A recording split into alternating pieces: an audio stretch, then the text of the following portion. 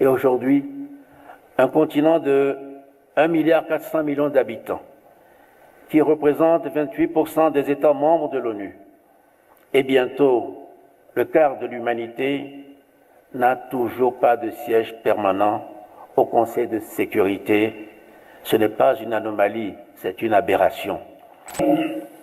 Merci à vous tous. Madame Francia Elena Marquez Mina, vice-présidente de la République de Colombie. Monsieur le Président de l'Assemblée nationale, Monsieur le Président du Sénat, Mesdames et Messieurs les présidents des institutions de la République, Mesdames et Messieurs les ministres des pays du continent et des Caraïbes, Mesdames et Messieurs les membres du gouvernement togolais, Madame la Présidente du Parlement de la CEDEAO, honorables députés à l'Assemblée nationale, Monsieur le représentant du Président de la Commission de l'Union africaine, Madame la gouverneure du district autonome du Grand Lomé, Mesdames et Messieurs les chefs de mission diplomatiques et consulaires, ainsi que les représentants des organisations internationales accréditées au Togo. Vénérés chefs traditionnels, gardiens des us et coutumes, Mesdames et Messieurs les représentants des diasporas africaines et les personnes d'ascendance africaine, Mesdames et Messieurs les représentants des organisations de la société civile africaine et panafricaine, Mesdames et Messieurs les invités spéciaux et acteurs du monde intellectuel, culturel et scientifique, Mesdames et Messieurs les représentants du secteur privé, Mesdames et Messieurs les représentants des groupes cibles, Mesdames, Messieurs les représentants des médias nationaux et internationaux, distingués invités, Mesdames et Messieurs. Pendant des siècles, nos peuples ont été dispersés, réduits au silence, orphelins de leur propre voix dans le concert des nations. Pourtant, nos peuples ont résisté, ils ont créé, ils ont reconstruit le monde en portant l'Afrique dans leur mémoire, dans leur lutte, dans leurs arts. Près d'un siècle après le premier congrès panafricain, voici que l'Afrique et sa diaspora se retrouvent à nouveau, debout, réunis, conscientes de leur puissance et de leur unité.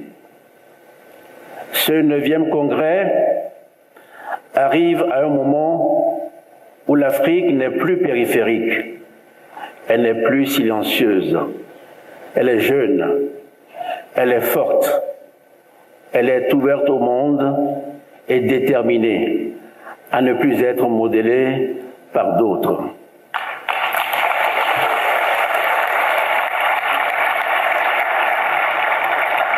Ce 9e congrès n'est donc pas une commémoration, c'est une réaffirmation, c'est une reconquête, c'est un tournant.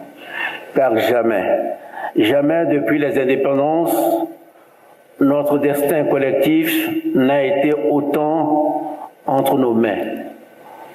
Jamais notre voix n'a été autant attendue. Jamais nos choix n'ont eu autant de résonance dans le monde. Je vous souhaite donc à toutes et à tous la bienvenue à Lomé, un lieu d'ancrage, de mémoire et de projection. Un lieu où l'Afrique parle pour elle-même et décide d'elle-même pleinement. Pour ouvrir ce rendez-vous avec nous-mêmes et avec notre avenir, je voudrais partager avec vous 5 observations. Ma première observation, c'est que le renouveau panafricain est une nécessité stratégique. Car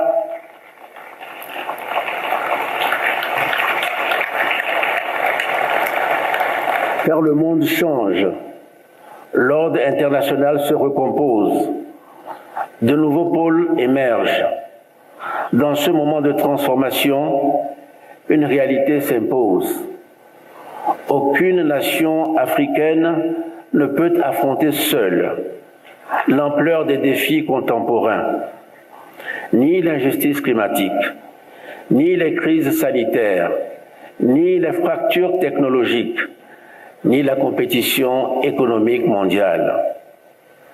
Le panafricanisme n'est donc plus seulement une idée, c'est un impératif, c'est une stratégie de souveraineté.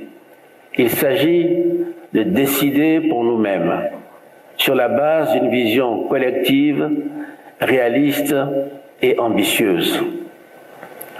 Le panafricanisme que nous appelons ici n'est pas celui des slogans.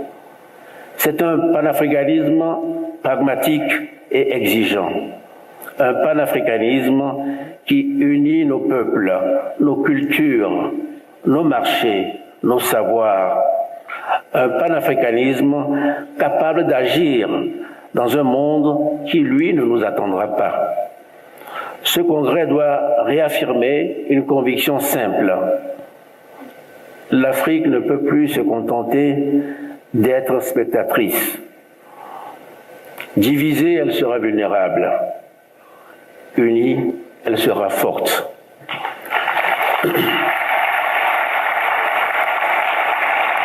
Ma deuxième observation, c'est que la réforme du multilatéralisme est aujourd'hui une exigence. C'est l'autre évidence qui surgit de l'incertitude actuelle des équilibres géopolitiques. Le monde ne peut plus être gouverné sans l'Afrique. Aujourd'hui, le Sud global s'affirme et le système international qui a été conçu sans nous a été pensé dans un monde qui aujourd'hui n'existe plus. Nos nations étaient encore sous domination coloniale. Nos peuples n'avaient pas voix au chapitre.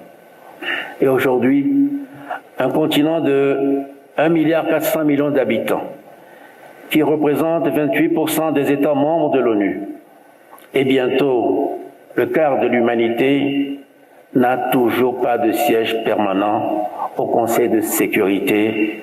Ce n'est pas une anomalie, c'est une aberration.